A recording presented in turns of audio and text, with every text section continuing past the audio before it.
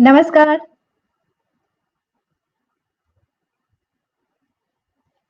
नमस्कार। आज वाणी प्रकाशन के मंच पर वाणी डिजिटल गोष्ठी में आप सभी का अभिनंदन करती हूँ।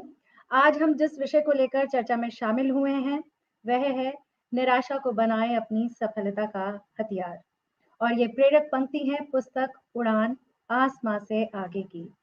आज की वाणी डिजिटल गोष्ठी में हम एक ऐसी पुस्तक की चर्चा करेंगे जो जीवन के सकारात्मक पक्ष की ओर मार्गदर्शन करती है, चिंता चिंतन की बात करती है, जीवन में आए संघर्ष में किस तरह से स्वयं के सकारात्मक दृष्टिकोण के साथ आगे बढ़ने की इच्छा को जागृत करने की बात की जाए, इस पर चर्चा होती है। पद प्रतिष्ठा के बीच संघर्ष और समन्वय की बात इसमें वर्णित है और कहीं ना कहीं जीवन के हर पक्ष में प्रेरणा पथ की तरह रोशनी का काम करती है। ये पुस्तक हम सब के लिए अपनी महत्ता प्रदर्शित करती है। आज इस चर्चा में हमारे साथ पुस्तक के लेखक हैं और ऐसे पाठक हैं जो इस पुस्तक को हमारे बीच अपने विचारों के माध्यम से सजीव चित्रण करते हुए पुस्तक के उद्देश्य, महत्व और प्रासंगिकता की परतों को हटाकर हमें दिशा देंगे। मैं इस गोष्ठी के लिए लेखक आदरणीय श्री संजय सिंह बघेल जी को बधाई देना चाहती हूँ कि उन्होंने ऐसी पुस्तक लिखी जिसको पढ़कर चर्चा करने का और जन जन तक पहुंचाने का उद्देश्य हम सबके बीच आया। इस चर्चा में हमारे साथ जो विद्वान हैं उनसे रूबरू कराते हैं। मैं स्वागत करना चाहती हूँ आदरणीय डॉक्टर कविता सिंह जी का।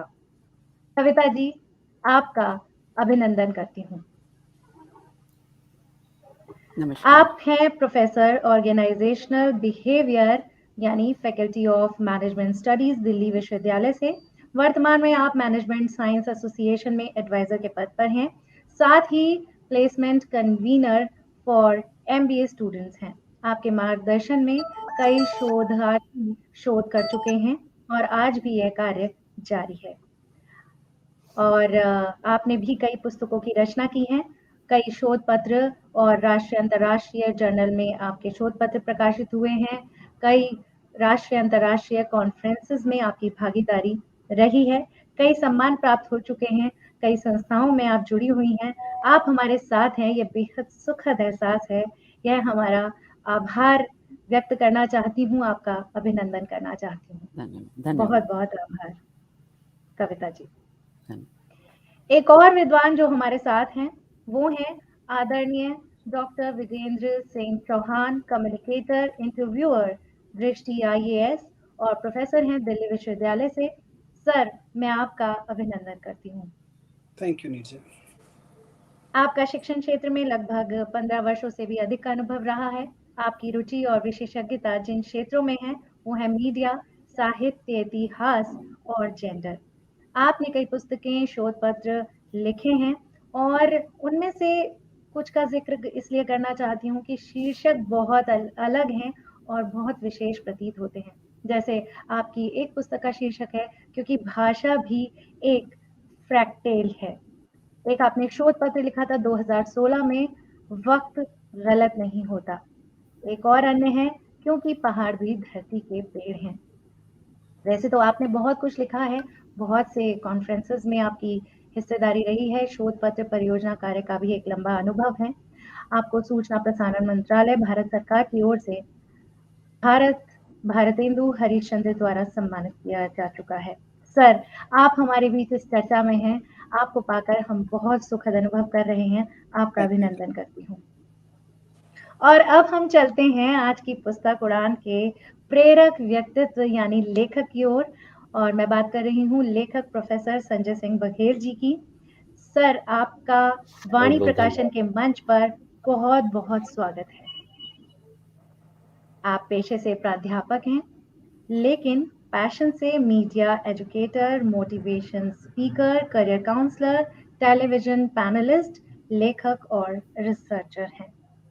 लेखन के क्षेत्र की बात करूं तो भारत के माननीय राष्ट्रपति द्वारा राष्ट्रपति पुरस्कार से सम्मानित आपको किया जा चुका है। आप देश विदेश के 50 से अधिक संस्थानों और संगठनों से आपकी हिस्सेदारी जुड़ी हुई है।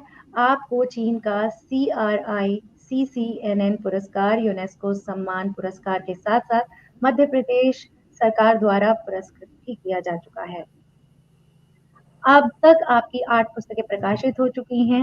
यह हमारे लिए बेहद सुखद बात है और अब आपकी इस पुस्तक को पढ़कर हम सभी लाभान्वित अनुभव कर रहे हैं। प्रोफेसर संजय जी का मैं एक बार पुनः अभिनंदन करती हूँ। बहुत-बहुत धन्यवाद नीरजा।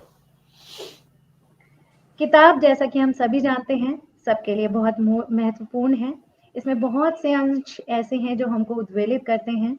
आज की युवा पीढ़ी का यकीनन मार्गदर्शन कर रही है ये पुस्तक और दिशा देती है हमें ताकि हम जीवन में रोशनी का एहसास ज़रूर कर सकें और प्रेरणा पथ पर कभी घबराएँ नहीं। इसे हर शिक्षण संस्थान और विश्वविद्यालय तक पहुँचाया जाना चाहिए। ऐसी ही विशेष कृति उड़ान की आज हम चर्चा कर रहे हैं। वाणी डिजिटल के इस मंच पर पुस्तक के लेखक और पाठक दोनों मौजूद हैं। तो आइए शुरू करते हैं पाठक से। हमारे बीच मौजूद विद्वानों के विचार और उनकी प्रतिक्रिया जान लेते हैं और मैं एक बार पुनः यहाँ पर निवेदन करना चाहती हूँ और बुलाना चाहती हूँ आदरणीय डॉक्टर कविता सिंह जी को कि वे आएँ और इस एक सवाल के साथ बात शुरू करना चाहती हूँ कविता जी कि जब हम किताब उड़ान की बात करते हैं, तो कहीं न कहीं मुझे लगता है कि उसमें मैनेजमेंट, मोटिवेशन और लाइफ स्किल की बात ज़रूर की गई है। इसमें आपकी क्या राय है? सबसे पहले तो मैं संजय जी को बहुत-बहुत मुबारक देना चाहूँगी कि उन्होंने एक ऐसी किताब हमारे सामने रखी, जो सारे जितने भी हमारी ज़िंदगी से जुड़े हुए इश्यूज़ और प्रॉब्लम्स हो सकती हैं, उनको सबको एक साथ इकट्ठा करके और उनको पन्नों में डाल के हमें दे दिया है कि अब इसको पढ़ के जितना हो सके उतना उसको फ़ॉलो करके आप देखिए अगर आप हम में और पाठकों को उससे कुछ फ़ायदा हो सके। जहाँ तक उड़ान शब्द को अगर मैं सोचने की कोशिश करूँ तो उड़ान का बेसिकली एक मतलब है कि ऊपर की तरफ किसी भी इंसान को ऊपर की तरफ उठना, उड़ान, हवाई जहाज़ जैसे उड़ान लेता है या पक्षी उड़ान भरते हैं। तो अगर अगर और जैसा कि आपका सवाल है नीरजा जी, इसको अगर मैं मैनेजमेंट से रिलेट करती हूँ, तो एक मैनेजमेंट स्कूल में जिन बच्चों को हम एडमिट करते हैं, वो ग्रेजुएट हैं और वो अपनी ज़िंदगी को आगे बढ़ने वो एमबीए करके इस प्रयास में हैं कि वो अपने को अच्छे से किसी अच्छी नौकरी और उसमें सेटल कर सकें।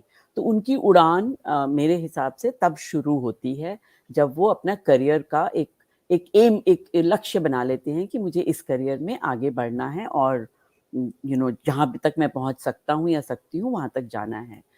तो अब मैं फैकल्टी ऑफ मैनेजमेंट स्टडीज़ को बिलॉन्ग करती हूँ और हमारे फैकल्टी का एम्ब्लेम भी एक फ़ैल्कन चिड़िया है, जो कि उड़ती हुई दिखाई देती है।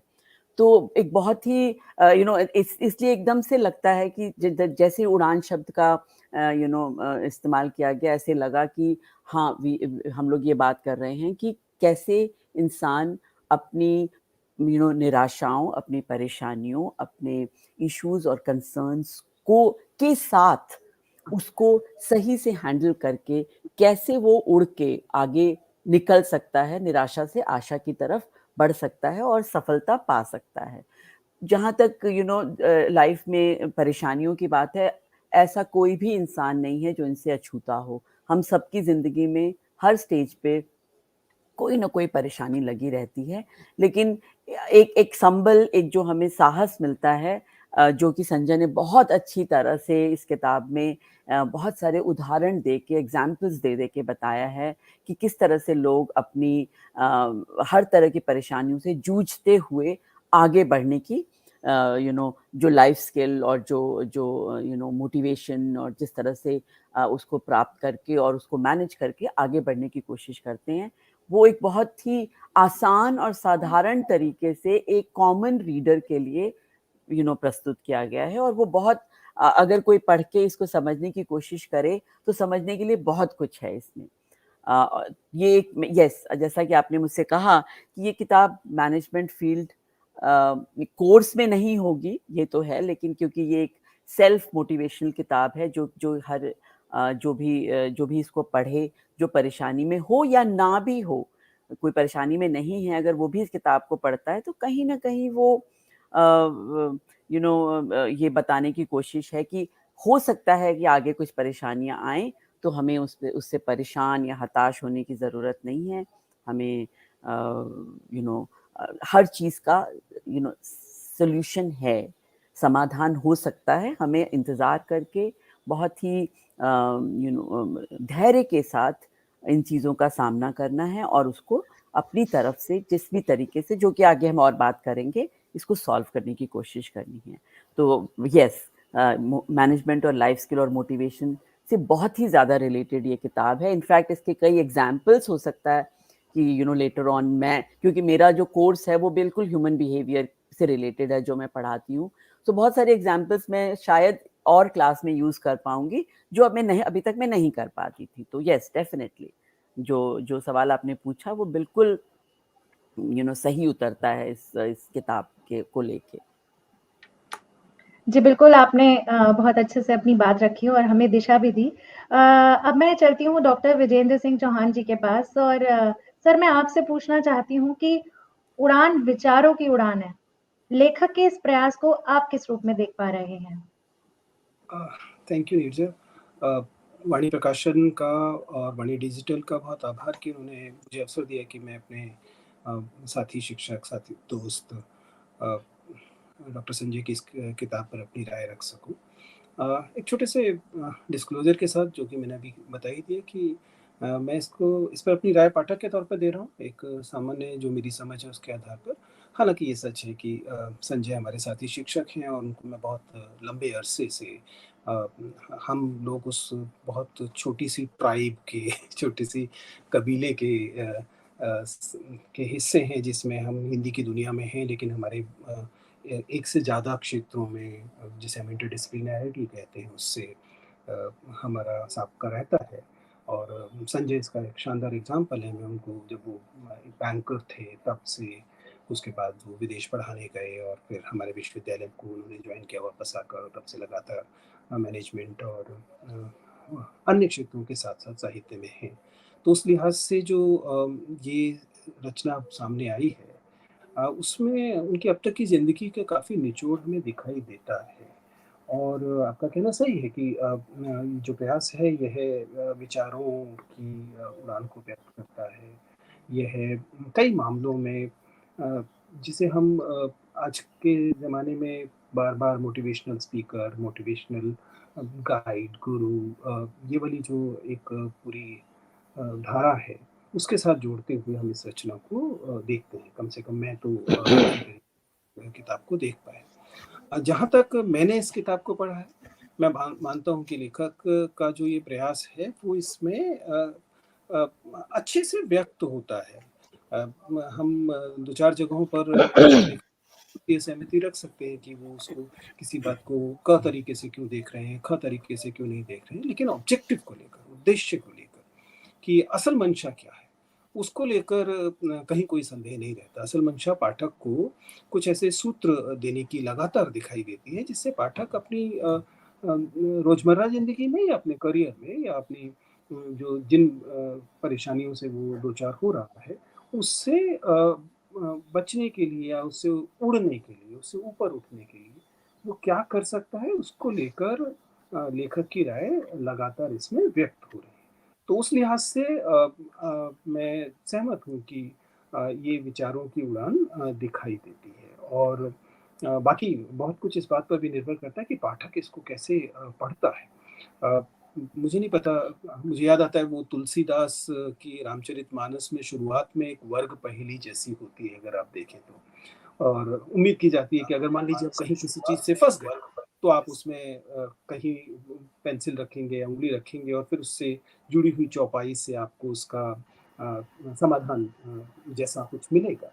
वो समाधान जी। दरअसल होता पाठक के मन में ही, वो पढ़ने वाले भक्त के मन में ही होता है।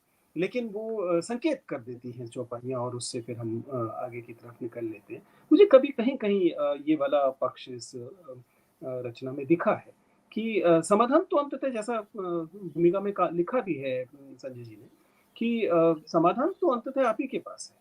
ये तो छोटी-छोटी पर्चियाँ हैं, जैसे कि कोई डायग्नोस करके आपको बताता है कि ये समस्या है, लेकिन अल्टीमेटली तो आपको ही उस रोग से लड़ना पड़ेगा। और उस मायने में ये एक उड़ान का रनवे ज़रूर दिखाई देती है और आई एम श्योर पाठक इसे इसी तरीके से देखेंगे। Thank you. बहुत ही अद्भुत आपने ये उत्तर के साथ हमें रामायण तक ले गए और सच में जब हम व्यावहारिक बात करते हैं तो ऐसा ही होता है। मैं एक बार पुनः कविता जी के पास आना चाहती हूँ और उनसे सवाल पूछना चाहती हूँ कि उड़ान आपके लिए किस तरह से विशेष हो गई, खास हो गई? इसमें ऐसा क्या नया और अलग है जो हमें औरों से कुछ अलग इसमें दिखाई दे रहा है और हम पढ़ नहीं रहे, बस पढ़ते चले गए, पढ़ना पड़ा नहीं। नीरजा, जब मुझे ये किताब मिली और मैंने पढ़नी शुरू करी तो शुरुआत में बहुत ईमानदारी से मैं बताऊंगी, मैं 10-12 पेज पढ़ के मैं, क्योंकि ऑफिस के काम के साथ मैं रुक गई। फिर थोड़ा गैप आ गया बिकॉज ऑफ बहुत और कुछ इश्यूज हो गए। तो एक दिन मैंने फिर दोबारा से इस किताब को उठाया और मैंने पढ़ना शुरू किया। जो सबसे बड़ी चीज़ जो मुझे अपील करी इस किताब की, कि इसमें देखिए, बहुत मोटिवेशनल किताबें आप मार्केट में जाइए, इंग्लिश और हिंदी में बहुत भरी हुई हैं। स्टीवन कोवे से लेके और कितने ऑथर्स हैं, सब ने कुछ ना कुछ, हमारे शिव खेरा हैं, दीपक चोपड़ा हैं, ये सब, इन लोगों की बहुत किताबें कुछ पढ़ी भी हैं उन्होंने, कुछ नहीं भी पढ़ी हैं। लेकिन जब मैंने इस किताब को पढ़ना शुरू किया तो मुझे संजय ने एक चीज़ बहुत, प्रोफेसर संजय ने एक चीज़ बहुत अच्छे से, इन्होंने किसी भी चैप्टर को बहुत लंबा नहीं किया कि 15, 20, 30 पेज हैं, कि आप बीच में आपको छोड़ना पड़ रहा है किसी कारण से, क्योंकि एक स्ट्रेच पे तो नहीं पढ़ी जाती है। तो इसमें इन्होंने क्या किया है कि हर एक इशू, जो भी इन्होंने इश्यूज उठाए हैं, उनको 5 या 6 पेज, मैक्सिमम 2 या 3 से लेके 5 या 6 पेज में उसको खत्म कर दिया है। तो एक रीडर, एक पाठक जब पढ़ना शुरू करता है तो उसको है कि चलो आज मैंने 4 इश्यूज पढ़ लिए, 4 या 5 इश्यूज पढ़ लिए, अगली बार मैं मार्कर लगा के आगे से। लेकिन अगर कोई इशू 20 पेज तक चलता है तो एक बार में नहीं, कई बार पढ़ा जाता, तो वो छूट जाता है बीच में। ये चीज़ एक मुझे बहुत अच्छी लगी कि बहुत, जैसे वो हमारी बचपन में हम लोग कहानी की किताबें पढ़ते थे, छोटी-छोटी कहानियाँ होती थी और कहानी से एक शिक्षा मिलती थी कि ये कहानी 3 पेज की थी, खत्म हो गई, अब बताओ इससे क्या शिक्षा मिली। और दूसरा जो इनका प्रेजेंटेशन का तरीका है, उसमें हर इशू को इन्होंने किसी ना किसी सेलिब्रिटी के साथ लिंक किया है, ज़्यादातर इश्यूज को। और ये सेलिब्रिटीज टॉल्स्टॉय से लेके रजनीकांत तक फैली हुई हैं। इसमें इसमें स्टीवन स्पिलबर्ग भी आ जाता है कहीं, इसमें अंबानी भी आ जा रहे हैं कहीं पे, और मार्क जकरबर्ग भी आ जा रहा है, बिल गेट्स हैं, धीरू भाई अंबानी हैं, अमिताभ बच्चन हैं। तो इसमें क्या होता है, जब जब एक कोई रीडर पढ़ रहा है किताब को, तो कुछ लोग, सब लोग आइडल बना के रखते हैं, कुछ लोग बिजनेस लीडर्स को आइडल बनाते हैं, कुछ फिल्म स्टार्स को बनाते हैं, कुछ हिस्टोरिकल फिगर्स को अपना आइडल बनाते हैं। तो अब जब कोई रीडर पढ़ रहा है, तो जैसे अगर सपोज मुझे Amitabh Bachchan, he is one of my favourite heroes, तो जब मैं पढ़ना, उसका जहां नाम आया तो मेरा इंटरेस्ट डबल हो जाता है। अच्छा, उनकी कहानी बताई जा रही है, उनके बारे में कोई इंसिडेंट या कोई नैरेटिव यहाँ पे डिस्कस किया जा रहा है, जो मुझे एकदम से अपील करता है। या किसी बिजनेस लीडर, क्योंकि मैं बिजनेस मैनेजमेंट फील्ड की हूँ, किसी बिजनेस लीडर के बारे में बताया जा रहा है कि वो कैसे हताश हुए, उनके पास कम पैसे नहीं थे, उन्होंने कैसे अपना बिजनेस शुरू किया, एकदम निराशा में घिर गए। तो यू कैन इमीडिएटली रिलेट कि अच्छा देखो ये, because I have heard about these people, I have known their biographies, I have read their biographies, तो मुझे कहीं ना कहीं रिलेट हो जाता है कि देखो, हाँ, तो ये जो एक शायद एक कॉमन मैन को इतनी नॉलेज नहीं होगी इन लोगों के बारे में, शायद हो सकता है हो भी, हर फील्ड की नहीं होगी, किसी को हिस्ट्री की है, किसी को बिजनेस की है, किसी को फिल्म्स की है, किसी को स्पोर्ट्स की है, स्पोर्ट्स के भी एग्जाम्पल हैं, तो और गुड्स एंड सर्विसेज के एग्जाम्पल्स हैं। तो हर किसी को अपने लिए कुछ ना कुछ यहाँ से सीखने को मिलेगा, कुछ ना कुछ उठाने के लिए मिलेगा, क्योंकि सब लोग डिफरेंट डिफरेंट फील्ड्स के होने की वजह से, इसके लिए मुझे, मतलब मैं संजय को अगेन कॉन्ग्रेचुलेट करना चाहूंगी कि उन्होंने बहुत रिसर्च करी है, उन्होंने बहुत लोगों के बारे में पढ़ा है, उन्होंने बहुत डेटा इकट्ठा किया है बिफोर, आई थिंक जब उन्होंने किताब लिखने से पहले बहुत मेहनत करनी पड़ती है, लेकिन इसमें इन्होंने हर एक इशू को लेके एक किसी का एग्जाम्पल सोचा, किसी का उदाहरण कि या इस एग्जाम्पल से मैं इस इशू को लिंक कर सकता हूँ। ये बहुत बड़ा I would say it's appreciable effort कि ये बहुत मुश्किल होता है क्योंकि किस एग्जाम्पल को मुझे किस इशू के अंदर फिट करना है, ये आसान बात नहीं है। तो दिस वाज समथिंग, ये किताब इसलिए बहुत अपीलिंग, क्योंकि जब मैंने पढ़ना शुरू किया इसको कंटिन्यूअसली, तब कहीं ना कहीं जाके लगा कि अरे then you can not stop. आपने 20, 25, 30 पेज पढ़े, फिर आप नेक्स्ट डे फिर पढ़ेंगे, लेकिन उसके बाद लगा कि हाँ, कहीं ना कहीं हर चीज को इतनी अच्छी आसानी, बड़े साधारण तरीके से हैंडल किया जा रहा है। जैसे कि हमें पहले पता चला कि किताब बहुत अच्छी चल रही है, लोग खरीद रहे हैं, क्योंकि आई थिंक लोग आसानी से समझ पा रहे होंगे इनके जो भी लिखा गया है किताबों में। तो this was something which was very very appealing to me. Thank you Neeraj. बिल्कुल, यकीनन। और आपकी बात से सच में मैं भी अपने बचपन में ही पहुँच गई। तो ये बात मैंने भी महसूस की।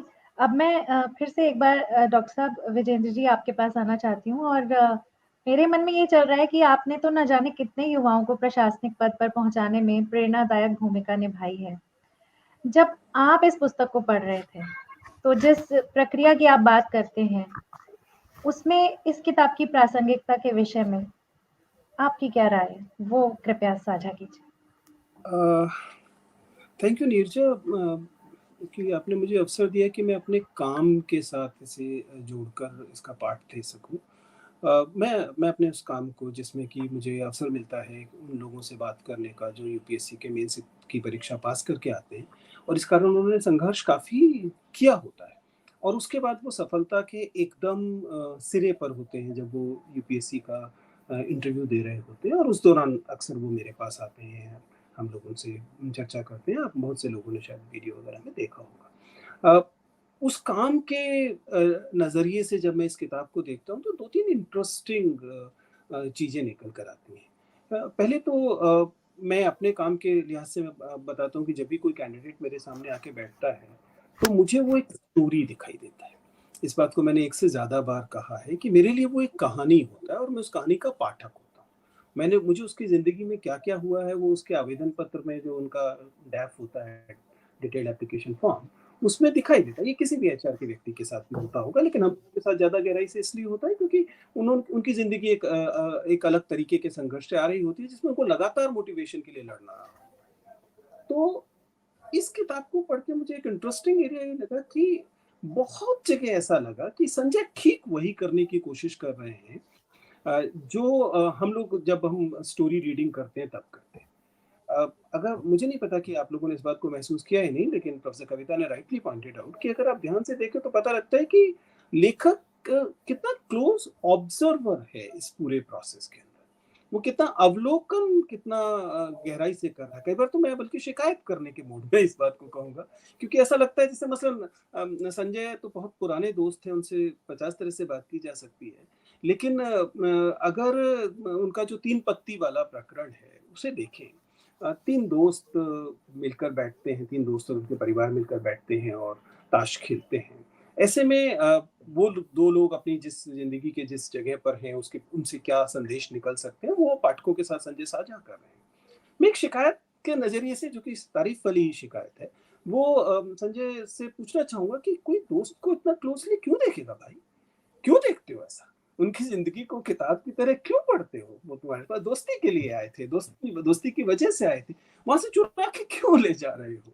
खैर, मतलब जोक्स अपार्ट, लेकिन ये बात सच है कि जिस तरह से हम लोगों की ज़िंदगी को ध्यान से अगर पढ़ें तो उसमें से, चाहे वो बहुत सफल व्यक्ति हों या बहुत सफल व्यक्ति ना भी हों, तो हम उनमें से वो संदेश निकाल कर ले जा सकते हैं, साझा कर सकते हैं या अपनी ज़िंदगी में इस्तेमाल कर सकते हैं, जो हमें हमारी निराशा के वक़्त काम आएँगे। ये काम निश्चित तौर पे संजय ने इस किताब में बहुत शानदार तरीके से किया है। मैं इस बात के लिए प्रोफेसर संजय को दरअसल बधाई देता हूँ, क्योंकि कई जगह पर बहुत छोटे-छोटे सूक्तियों से या छोटी-छोटी कथाओं से या छोटे-छोटे ऑब्जर्वेशन से, अवलोकन से काम की बात निकाली गई है और इस लिहाज से ये इंटरेस्टिंग है। क्या ये मतलब मुझे पूरी तरह से संतुष्ट कर पाती है, ये वाला पक्ष?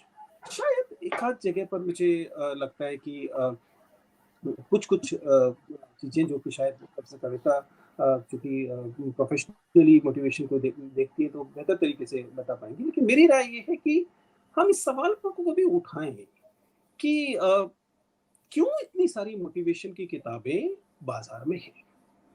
क्यों मोटिवेशन की इतनी ज़्यादा ज़रूरत इस पीढ़ी को महसूस हो? There has to be something seriously wrong with the structure of the society जो मोटिवेशन जो है वो एक न केवल अहम चीज़ बन गया है, एक एक अहम सर्विस बन गया है। लोग पैसा देकर भी उसे खरीदने को तैयार हैं, पैसा ना भी तो इस समय देकर तो निश्चित तौर पर खरीदने को तैयार हैं। क्यों? क्यों हमारी पीढ़ी में मोटिवेशन का लेवल हमारी इस समय की पाठक पीढ़ी में मोटिवेशन के लेवल नीचे गया होगा? वे कौन-सी सोशियो इकोनॉमिक और अन्य स्थितियाँ कल्चरल तौर पर रही होंगी, जिसमें हम स्वाभाविक तौर पर मोटिवेटेड नहीं? और दूसरा एक छोटा-सा सवाल, पता नहीं जब आप प्रोफेसर संजय से बात करेंगे तो शायद वो इसका जवाब देना चाहेंगे और मुझे मेरी जिज्ञासा शायद शांत हो पाएगी। वो ये है कि क्या मोटिवेशन का अभाव होना वाक़ई उस व्यक्ति की ही कमी है एकमात्र, जिसके अंदर मोटिवेशन कम है?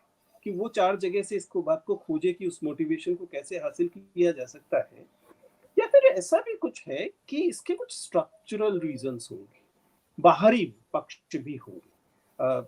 व्यक्ति के आंतरिक तौर मोटिवेशन इंट्रिंसिक माना जाता है। हम जानते हैं मैनेजमेंट के अधिकांश जगहों पे मास्लो को कब से हम लोग पढ़ रहे हैं, लेकिन उसमें कुछ सोशल पक्ष होते हैं, उसमें कुछ दूसरे पक्ष होते हैं।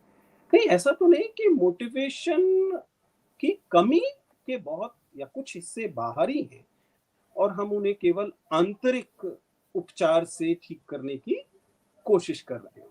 I am just thinking allowed. मैं ये नहीं कह रहा हूँ कि मेरे पास इसके बारे में कोई निष्कर्ष है। मैं केवल ऊँची आवाज़ में केवल सोच भर रहा हूँ इस समय। लेकिन ये इंटरेस्टिंग है क्योंकि ये मेरे साथ निश्चित तौर पर मेरे काम का हिस्सा है, इसलिए मैं बहुत गंभीरता से इन सारी चीज़ों को देखता हूँ कि कैसे कथाओं से, कैसे दूसरों के अनुभवों से ये लेखक बहुत खूबसूरती से वो बिंदु खोज के ले आते हैं, जो शायद हमारी ज़िंदगी में या पाठक की ज़िंदगी में कुछ मदद कर पाएँगे। उस लिहाज से एक शानदार वो है प्रयास है और मुझे खुशी है कि संजय इसे लेकर हिंदी की दुनिया के लिए लेकर आए हैं, क्योंकि आपको इस बात को ध्यान करना पड़ेगा कि हिंदी की दुनिया में जो मोटिवेशन की पुस्तकें उपलब्ध हैं, अगर हम उस परंपरा को छोड़ दें जो पंचतंत्र की परंपरा है और पुरानी हमारी प्रेरक साहित्य की परंपरा है, तो अधिकांश अनुवाद है और अनुवादों की में तमाम ताकत के बावजूद कुछ सीमाएं भी होती हैं, क्योंकि हिंदी का जगत ठीक वही नहीं, हिंदी का मनोजगत ठीक वही नहीं है जो अंग्रेजी का मनोजगत है। इसलिए हिंदी के मनोजगत में, हिंदी के पाठकों के मन में डिमोटिवेटिंग फैक्टर हमेशा वही नहीं होंगे जो कि उस दूसरे समाज की तरफ है जहाँ से अनुवाद होकर आप पाउलो कोएल्हो को लाकर वो निश्चित तौर पर मदद करेंगे। लेकिन वो हिंदी की दुनिया की पल्स जो है उसे उतने अच्छे से नहीं पकड़ेंगे जितने अच्छे से संजय को दिखाई देंगे, जो कि हिंदी के एक अंदरूनी लेखक हैं। उस लिहाज से मैं फिर से मतलब कहूँगा कि किताब इंटरेस्टिंग है। हिंदी के वे लोग भी जो डिमोटिवेटेड नहीं है, जो उनके पास डिमोटिवेशन के कोई कारण नहीं, उन्हें भी एक रचना की तरह भी इस किताब को पढ़ना चाहिए, क्योंकि स्ट्रक्चर के लिहाज से भी ये एक इंटरेस्टिंग किताब है। कभी-कभी ये उपन्यास जैसी लगती है, कभी-कभी ये कहानी जैसी लगती है और बहुत कम जगहों पर ये सीधे-सीधे ऐसा लगता है कि नहीं, आपको इसको किसी बिज़नेस मॉडल के लिए पढ़ना चाहिए। Thank you. विजेंद्र सर, सच में आपने इतना स्वाभाविक और इतना सांस्कृतिक प्रश्न किया है कि इससे हम सब भी कहीं न कहीं हमारे मन में भी ये भावना आई है। सोच रही थी कि कविता जी के पास जाऊँगी, लेकिन मुझे लगता है इस सवाल को बीच में नहीं छोड़ेंगे, सीधा संजय जी के पास ही चलते हैं। तो मैं प्रोफ़ेसर संजय जी से ही सीधे निवेदन करती हूँ कि कहीं न कहीं बहुत सारी पक्षों को जोड़ा है कविता जी ने भी और विजेंद्र जी ने भी। तो पहले यहीं से चलते हैं कि ये जो आपको ज़रूरत महसूस हुई और ये बाज़ारवाद में हमने देखा भी है कि जिस चीज़ की ज़रूरत है तो उसके लिए हमें सोचना चाहिए। मैं अपने अन्य साथियों से कहूँगी अपना माइक प्लीज़ ऑफ कर लीजिए। संजय जी कृपया हाँ, इस नीरजा एक जिज्ञासा बार को शांत कीजिए। सवाल एक बार फिर से बताएंगे, आप क्या पूछना चाह रही हैं? जी, सवाल यही है कि जब हम मोटिवेशन की बात करते हैं, तो इसका अभाव समाज में इतना क्यों दिख रहा है?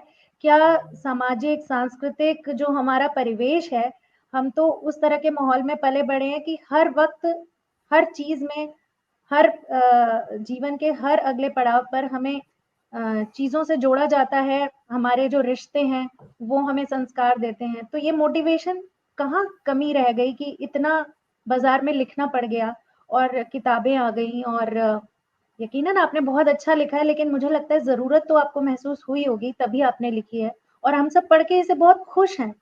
हम हाँ पढ़कर हम भी जी। प्रेरित हो रहे हैं। जी। नीरजा बहुत अच्छा सवाल किया है। देखिए, यदि मैं अपने आप को देखूं तो मेरी भी ज़िंदगी एक यात्रा के जैसे रही है। मैंने अपनी कैरियर, जैसे ब्रजेंद्र भाई ने बताया कि हम लोग साथ-साथ कहीं न कहीं साथ बढ़े थे। लेकिन हमने अपना एक तरह से ज यात्रा जो प्रारंभ की वो मीडिया से किया, फिर बैंकिंग में गया, फिर कॉर्पोरेट में आया, फिर विदेश में आया, कुछ दिनों पुलिस सेवा भी की, एडमिनिस्ट्रेशन का भी थोड़ा बहुत मौका मिला। लेकिन अंततः कहीं न कहीं मुझे जो सुकून मिला है और यात्रा में ठहराव मिला, मुझे लगता है कि एक शिक्षक के रूप में विद्यार्थी बने रहना, ये जीवन की सबसे बड़ी उपलब्धि है, क्योंकि नया-नया हम सीखते रहते हैं। तो विद्यार्थी के रूप में मैंने पाया कि जो भी हमने थोड़ा बहुत ग्रहण किया है अलग-अलग क्षेत्रों से, अलग-अलग जगहों से, उसको जब मैं शेयर करता हूँ कहीं जाके, क्योंकि धीरे-धीरे पता नहीं मुझे कैसे पता चला कि जब मैं अपना क्लास भी लेने गया तो कुछ चीज़ें मुझे लगता है विषय ही सब कुछ नहीं है। विषय से इतर कुछ बच्चों को बताएँ, क्योंकि हमें हमेशा लगता है कि विषय में जो लिखा है बच्चे बहुत इतने सक्षम हैं कि वो पढ़ लेंगे। लेकिन जो उनको कई चीज़ नहीं पता होती है, कैसे अपना करियर को बना सकते हैं, क्या-क्या क्षेत्र हो सकते हैं। जब मैं यहाँ से बात करना चालू करता हूँ, तो वो ज़्यादा अच्छे से हमारी बातों को सुनते हैं। फिर धीरे-धीरे मुझे लोगों ने बुलाना चालू किया। सच बताऊँ तो टाइम्स ऑफ इंडिया और हिंदुस्तान टाइम्स का बहुत बड़ा योगदान है कि मुझे वो अपने जो कैंपस कॉर्नर करके प्रोग्राम होते हैं उनके करियर काउंसलिंग के, उन्होंने वहाँ बुलाना चालू किया। फिर हिंदुस्तान ने बुलाना चालू किया, ऐसे बहुत सारे जगह थे। धीरे-धीरे क्या, मैं बैंकिंग में था तो कुछ लोगों ने ट्रेनिंग में मुझे बुलाना, इंटरपर्सनल कम्युनिकेशन, टीम बिल्डिंग, ये सब में मैं बात किया। विदेशों में यही सब्जेक्ट पढ़ाया। तो एक कहीं न कहीं सब पे इंटरेस्ट पैदा हुआ और जब मैं ये सब चीज़ें लोगों से शेयर करने लगा, ट्रेनिंग लेने लगा, तो सिर्फ़ ट्रेनिंग लेना ही नहीं था, उनके बहुत सारे सवाल होते थे, बहुत सारे प्रश्न होते थे। नौकरी पाने के बाद उनके कई बार प्रमोशन के होते थे, कई बार पोस्टिंग के होते थे, कई बार एक-दूसरे के बीच में कि सर हमारे में कैपेबिलिटी, हमें जो है हमें अपना राइट स्थान नहीं मिल रहा है। बच्चों के अपने सवाल थे सर कि 18 साल में कुछ और सोचता है, 28 साल में कुछ और सोचता है। फिर कहीं न कहीं जो पुराने बच्चे पास हो गए हैं सर, वो पूछते हैं 35 साल में जाके अब मुझे सर क्या करना चाहिए, गाइड करना चाहिए नहीं। तो ये सब लेकर मैं हिंदुस्तान में ईमानदारी से बताऊँ एक कॉलम लिखता था 14 या 15 में विदेश से आने के बाद, वीकली कॉलम था मेरा। और जब मैं ये लिख रहा था तो हिंदुस्तान से मुझे पास फीडबैक आता था कि सर सबसे ज़्यादा जो है ना आपका आर्टिकल पढ़ा जाता है पर्सनैलिटी डेवलपमेंट में। फिर मेरे पास सच में बताऊँ ईमानदारी से कि कुछ फ़ोन भी आना चालू हुए। आपने इस किताब में देखा भी होगा कि मेरे पास कुछ फ़ोन आए, वो वास्तविक फ़ोन थे जिसको मैंने यहाँ पे ज़िक्र किया है। जैसे ब्रजेंद्र ने किया कि किसी की ज़िंदगी को भाई इतना क्लोज़ली क्यों देखते हो? तो ईमानदारी से यही है कि मैं उन सब लोगों को जब उत्तर देते-देते समझ में आया कि नहीं यार, कहीं न कहीं एक निराशा है लोगों के मन में। तो इस तरह की चीज़ें और लिखी जाएँ। फिर जब इस तरह की चीज़ें बनती चली गई, फिर ये जो है कोरोना का पीरियड आया और मुझे लगा कि इतना सारा मैं लिखा हूँ, एक जगह एकत्रित करने की कोशिश किया जाए। तो एक कहें कि 70-80% मेरा लिखा हुआ था और कोरोना ने मुझे एक तरह से फिर से कहते हैं, जैसे मैंने भूमिका में भी लिखा है कि kingdom of God within you, ईश्वर का साम्राज्य खुद के भीतर है, यहाँ बाहर ढूँढने की ज़रूरत नहीं है। हम लोग परेशानी में क्या होता है, बाहर हाथ पैर मारते हैं, नेटवर्क ढूँढते हैं, लेकिन यदि हम अपने आप में कहीं कन्विंस होकर के खुद बैठ जाएँ और खुद अपनी ताकत को मजबूत करें, कहते हैं कि वो हिंदी में एक बड़ी अच्छी कहावत है, व्हाट्सएप यूनिवर्सिटी से शायद आई है, कि जब भरोसा खुद पर हो तो ताकत बन जाती है, जब दूसरे पर हो तो कमजोरी बन जाती है। तो मुझे ये लगा कि खुद पर भरोसा यदि जिस दिन हमें होने लगेगा, उस तरह से हम किसी भी किंगडम का साम्राज्य को एक तरह से हासिल कर लेंगे। बस यही सूत्र था शायद, मुझे लगता है ये लोगों को बताने की एक मंशा थी कि खुद को खोजो, खुद में ताकत भरो, लोग दुनिया वाले जो है ना आपको ढूँढ-ढूँढ कर टॉर्च लेकर ढूँढेंगे और उड़ान माल मुझे लगता है इसी सब की कड़ी का एक हिस्सा था मेरे जीवन का।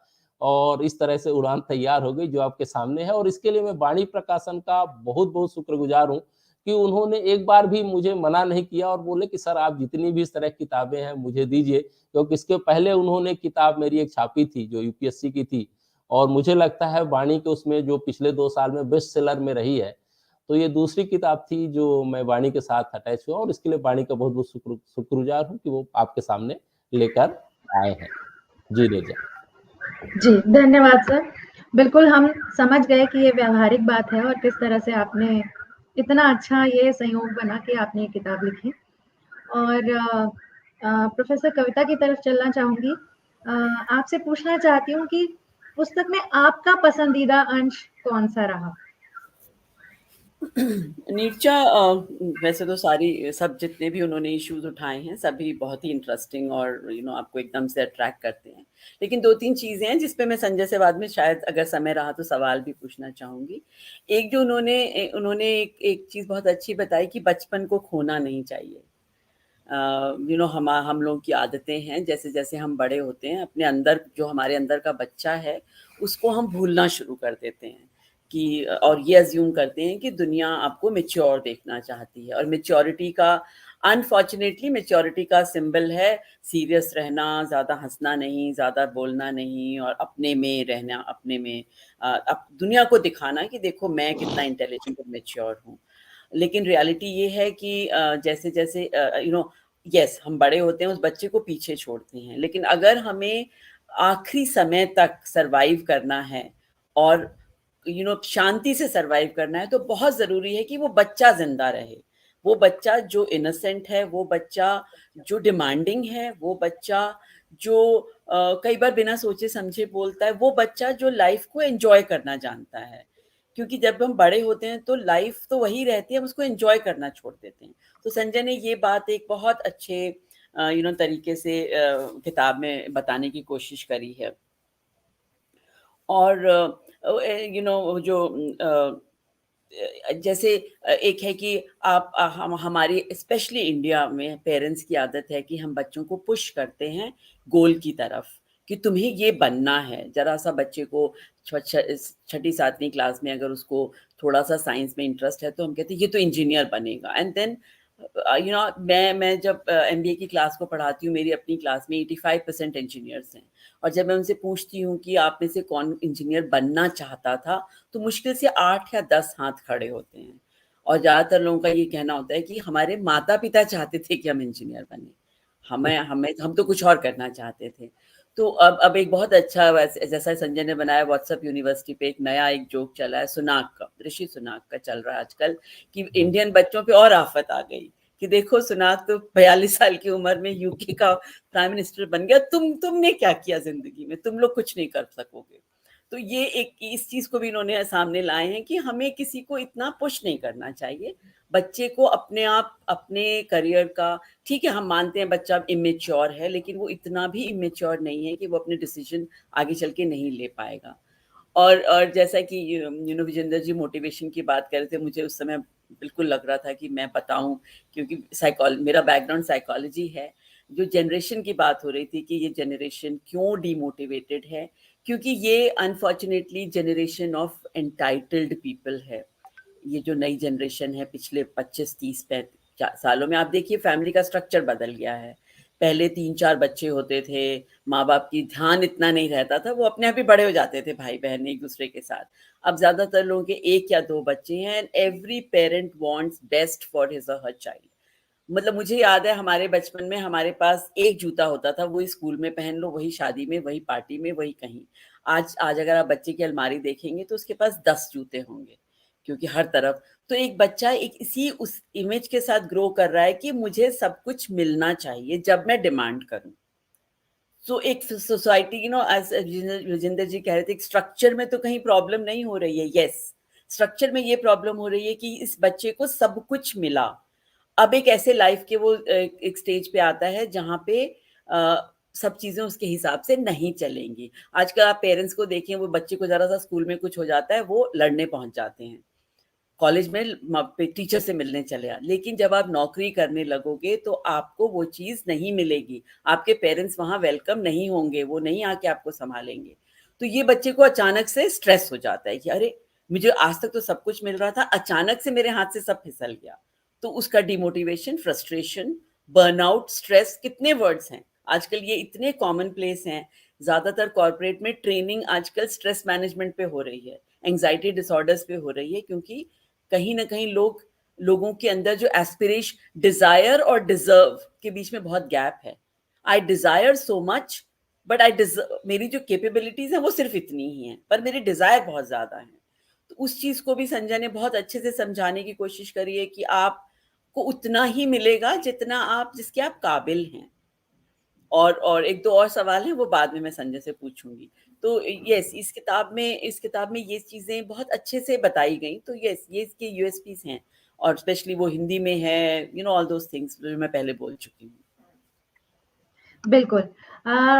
वैसे तो विजेंद्र सर, आपने अभी हमें बताया था कि दिमाग में कौन सी बात सवाल कर गई, लेकिन मैं ये पूछना चाहती हूँ कि उड़ान की वो कौन सी बात थी जो सीधे आपके दिल को छू गई?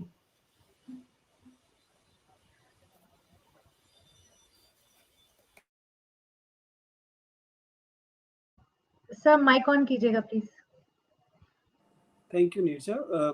मैं बजाय इंडिविजुअल कोई हिस्सा बताने के कि ये वाला हिस्सा सबसे महत्वपूर्ण है, मैं प्राइमरीली कहूँगा कि मुझे इस किताब का जो ढांचा है, जो कहन है, वो इस मामले में कुछ ज़्यादा इंटरेस्टिंग लग रहा है, क्योंकि इसने मुझे पकड़ा है। इस लिहाज से कि जैसा एक चीज़ तो मैंने पहले ही बताई थी कि कैसे ऑब्जर्वेशन बहुत गहन तरीके से दिख रहा है।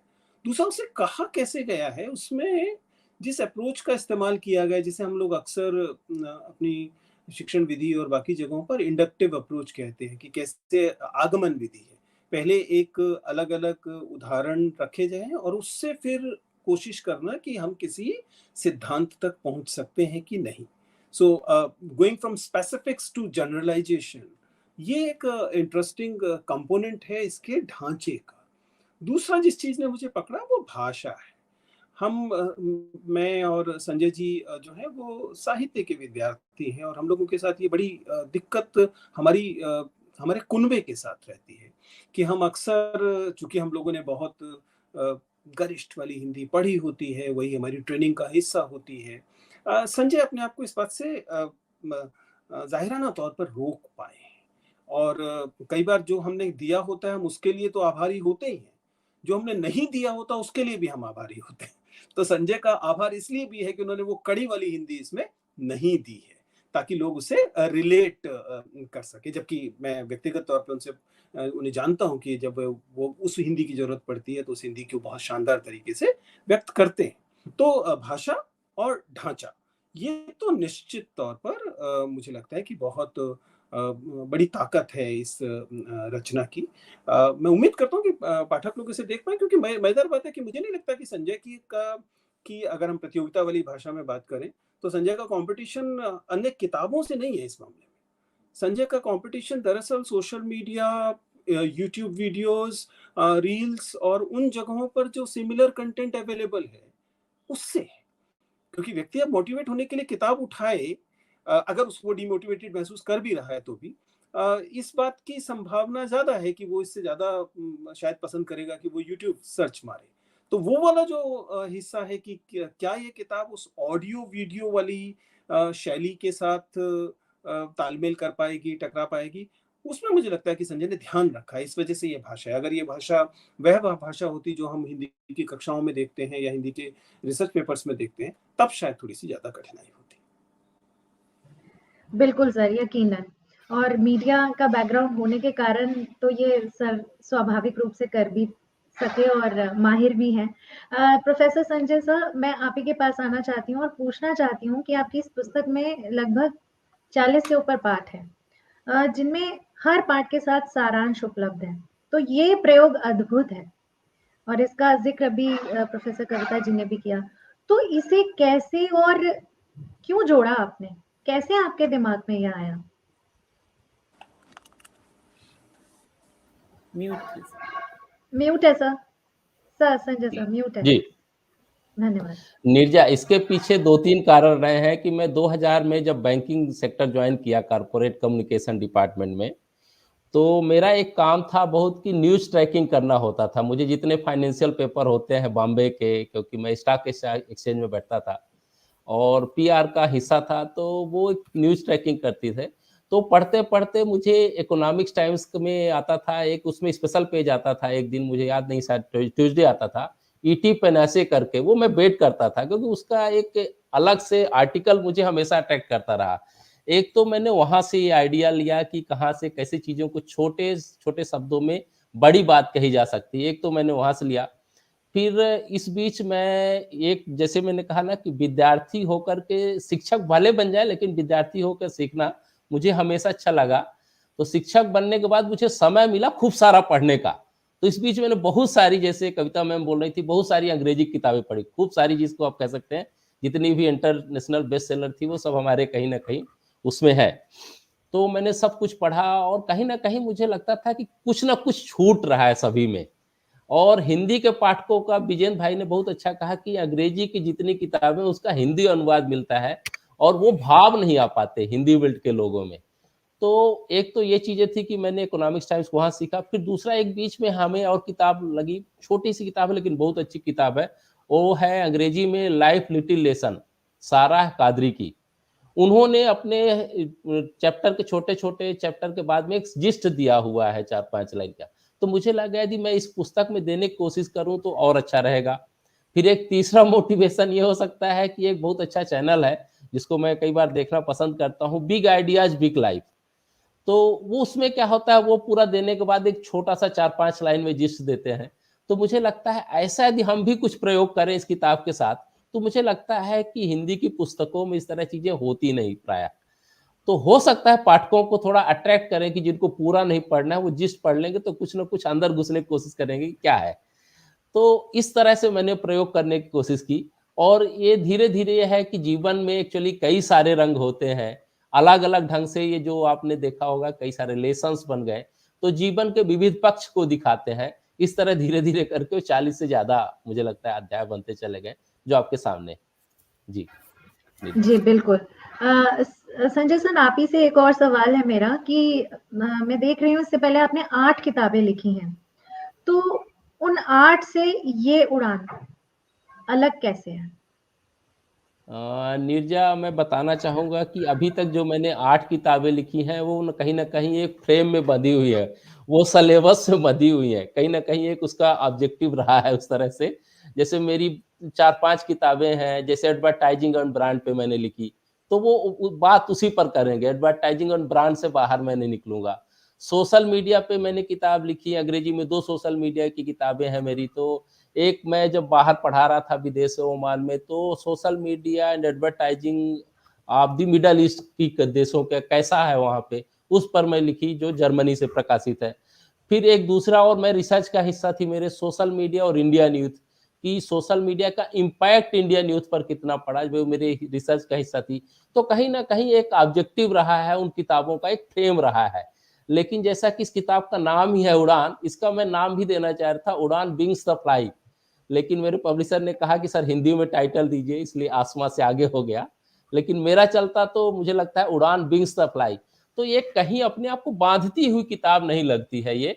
मुझे जो लगा मैं खुल करके लिखा और जो भी जहाँ टकराहट रही समाज से, सोसाइटी से, राजनीति से, हमारे व्यक्तिगत जीवन से और जो मेरे अनुभव रहे, कभी निराशा का, कभी आशा का, मैंने खुल करके इसमें लिखने की कोशिश की। तो मुझे लगता है ये एक तरह से फ्री होकर के लिखी गई, अपने विचारों को व्यक्त की गई किताब है, इसीलिए ये उड़ान के नाम से आपके सामने आज। जी। सर, एक और मैं अपना सवाल करूँ, फिर हम चलेंगे अपने अन्य विद्वानों के पास। एक सवाल और ये आता है निकल कर बार-बार कि किताब पढ़कर ऐसा लगता है कि ज़रूर आपके सामने कुछ ऐसे पात्र आए होंगे जो कभी निराश होंगे, कभी संघर्ष से हारते हुआ महसूस कर रहे होंगे।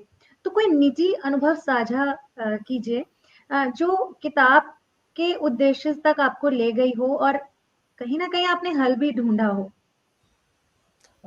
सच बताऊँ ऐसे तो एक नहीं हज़ारों उदाहरण बने। जैसे मैंने कहा कि मैं करियर काउंसलिंग में जब भी जाता था या क्लास में पढ़ाता हूँ, एक बड़ा इंटरेस्टिंग उदाहरण मैं बताऊँ।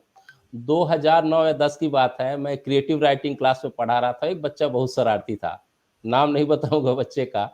तो क्रिएटिव राइटिंग से क्या हो सकता है, क्या क्या इसके स्कोप हो सकते हैं, मैंने बताना चालू किया। उसको थोड़ा मजा आने, जो बच्चा कभी क्लास में नहीं लेता था वो मेरी क्लास में बैठना प्रारंभ किया।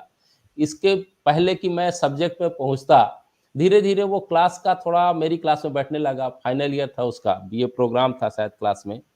फिर मैं 2010 में विदेश चला गया। तो एक दिन मेरे फेसबुक में मैसेज आया कि सर मैं आपको फेसबुक में ऐड करना चाहता हूं और आप जो है तो मुझे जो है जोड़ नहीं रहे हैं। तो मैंने उसको जोड़ा, तो फिर बोला मैं सर आपसे बात करना चाहता हूँ। फिर उससे बोला कि सर मुझे आपके कहने पे मैंने ये काम किया और आपने थोड़ा सजेशन दिया था तो मैंने नौकरी भी प्रारंभ की, अब आगे बताइए मुझे क्या करना चाहिए। तो वो लड़का मुझे फेसबुक में, मैं विदेश में था उस समय, कांटेक्ट किया। और मैं बताना चाहूँगा कि जब मैं 2013 में वापस भारत आया तो वो लड़का मिलने आया मेरे से। और पहली गाड़ी उसने जो ली थी, जब जो एक लड़का बेरोजगार था, पहली गाड़ी उसकी फॉर्च्यूनर थी, और बोला कि फीता सर आप ही काटें क्योंकि जो भी बना हूँ आपकी वजह से बना हूँ। तो ऐसे बहुत सारे मोटिवेशन कहीं ना कहीं रहे हैं। और आज वो बच्चा एक बड़ा स्मार्ट क्लासेस जो चलती है आईटी कंपनी द्वारा चलाई जाती है, उसका कंट्री हेड है। माने बीए प्रोग्राम का बच्चा कहाँ से कहाँ पहुंच सकता है, उसके लिए मैं फेसबुक एक माध्यम बन सकता हूँ, छोटा सा क्लास में मोटिवेशन बन सकता हूँ। मुझे लगा यही छोटी छोटी चीजें किसी को यदि मोटिवेट कर सकती हैं तो ये किसी भी पैसे और बड़े करोड़पति बनने से बेहतर है कि मेरे मार्गदर्शन से किसी का जीवन बन जाए। ये बहुत बड़ा मुझे लगता है कि उपलब्धि है मेरे लिए। जी, सच में अध्यापक के लिए तो उसके बच्चे ही धरोहर हैं। और यकीनन आपका बड़ा अच्छा अनुभव रहा, हमें भी सुनकर बहुत अच्छा लगा। अब मैं फिर से एक बार प्रोफेसर कविता जी के पास आना चाहती हूँ। ये पूछना चाहती हूँ कविता जी कि इस पुस्तक की अगर हम यूएसपी की बात करें, यूनिक सेलेक्ट पॉइंट की, तो वो क्या है? और आपके मन में अगर संजय जी को कोई सवाल आप रखना चाहती हैं तो वो भी रखिएगा।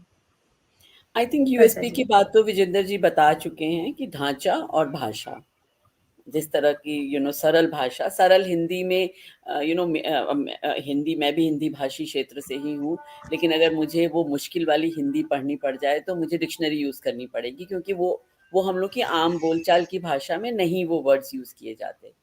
तो लेकिन इस किताब को पढ़ते समय कहीं भी ये नहीं लगा कि आपको कोई शब्द समझ नहीं आ रहा है। आई थिंक वो बहुत इम्पोर्टेंट है एक आम आदमी के लिए उस किताब को पढ़ पाना।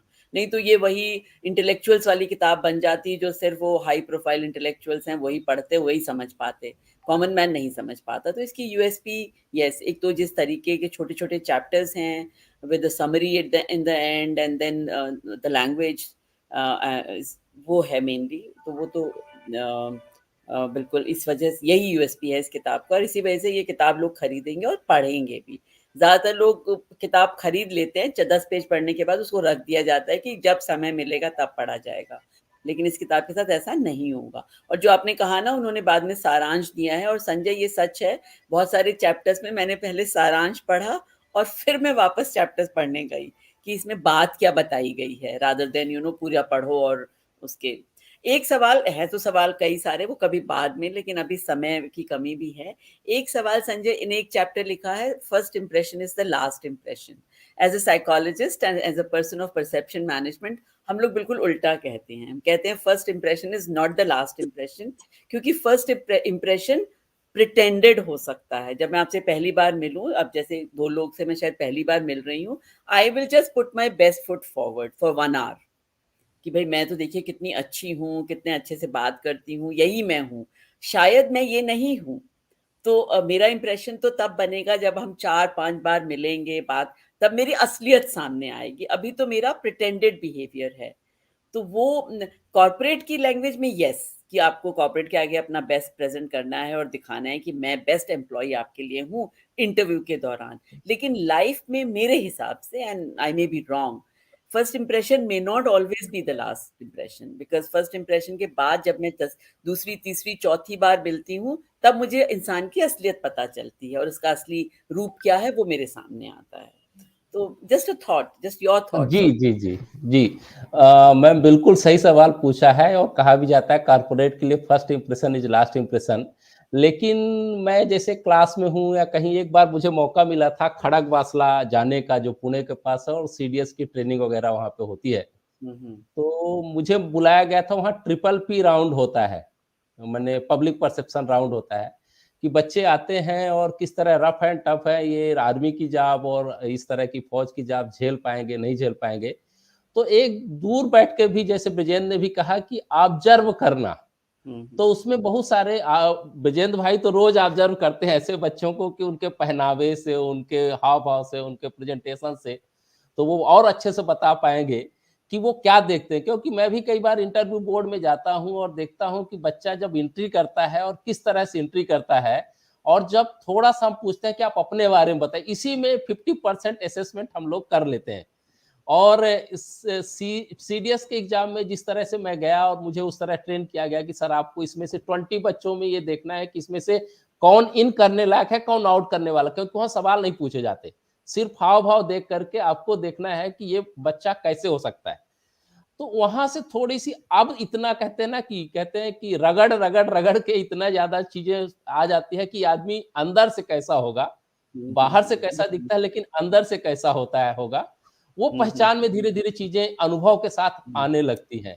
तो मुझे लगता है वो भी बहुत ज़रूरी है कि आप जो है किसी के व्यक्तित्व को देख कर के आकलन करने की कोशिश करें कि वो कैसा होगा, और उसकी इंटरनल जो चीज़ें हैं, एक तरह से कहें इंटीरियर डिज़ाइन तो बाद में पता चलेगी, स्ट्रक्चर देख कर के अभी हमें बताना है कि बिल्डिंग कितनी मजबूत होगी। कि घर की नींव कितनी मतलब मजबूत मजबूत है होगी, कि नहीं। बिल्कुल, बिल्कुल, बिल्कुल। सही कहा। जी।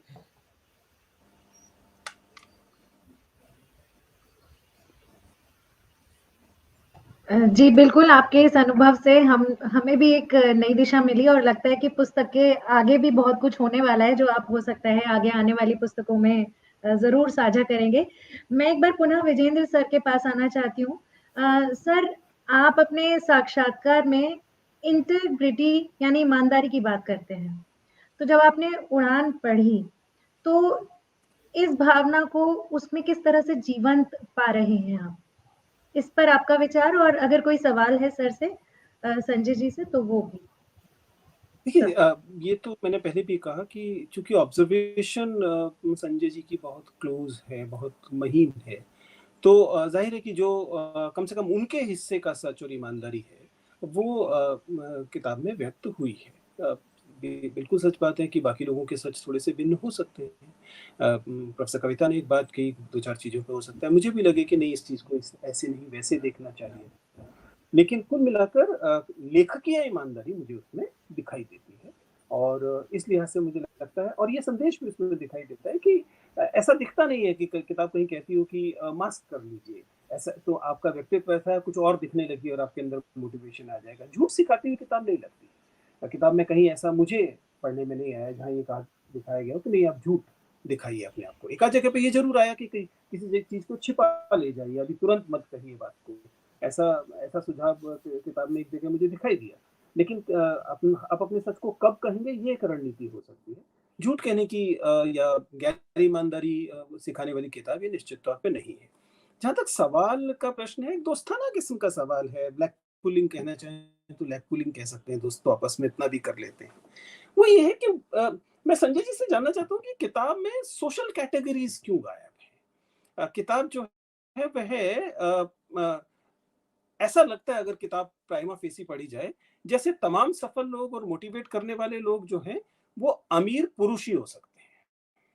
ऐसा लगता है मतलब स्त्रियां गायब हैं। स्त्रियों को मोटिवेशन के लिए शायद किसी और नज़र की ज़रूरत पड़ती होगी। हम क्यों दावा करें कि वही नज़र चाहिए होगी। या इससे दूसरी सोशल कैटेगरीज़ ब्लैक्स गायब हैं, दलित गायब हैं। अन्य जो हम जिन्हें वंचित समुदाय कहते हैं, गायब है तो नहीं कहूँगा लेकिन उस पैमाने पे प्रतिनिधित्व नहीं है, जिस पैमाने पर अमीर पुरुषों का प्रतिनिधित्व है। पता नहीं शायद अगली किताब में संजय इस बात का पर मेरी इस सलाह पर दोस्ताना सलाह पर शायद कुछ ध्यान देंगे पर ये एक जिज्ञासा तो है मेरी। आप म्यूट हैं शायद। Sanjay sir, mic mic on कर लीजिए सर। जी।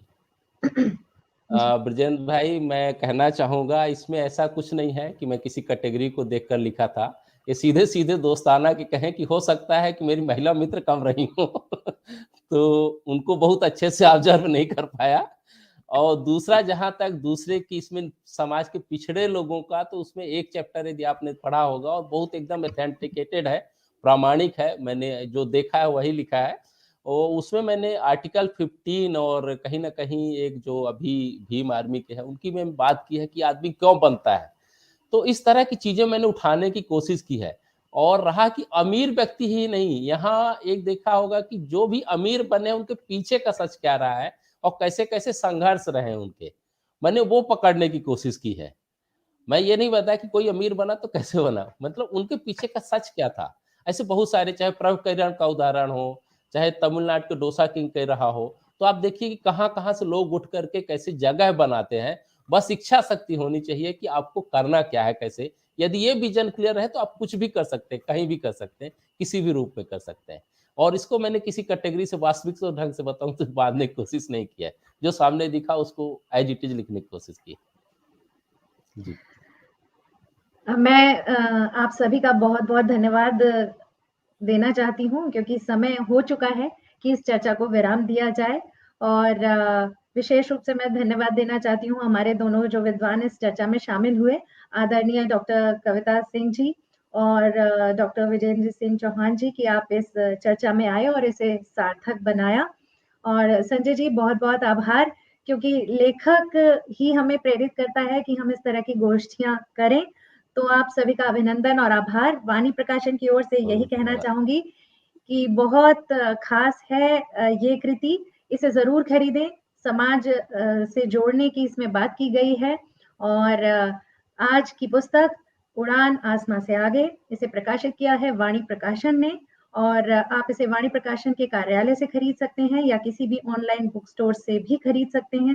इसका मूल्य है ₹499 और पाठकों से, दर्शकों से यही उम्मीद है कि हर शिक्षण संस्थान, विश्वविद्यालय में इसे उपलब्ध कराया जा सके ताकि इसको पढ़ने वाले नई ऊर्जा और सकारात्मक पक्षों को लेकर आगे बढ़ें और वाणी प्रकाशन का हर पल इसी क्रम में रहता है कि कहीं न कहीं समाज को कुछ दिया जा सके। आज की इस चर्चा के लिए आप सभी का एक बार पुनः धन्यवाद करना चाहूँगी। नमस्कार। Thank you. बहुत-बहुत धन्यवाद।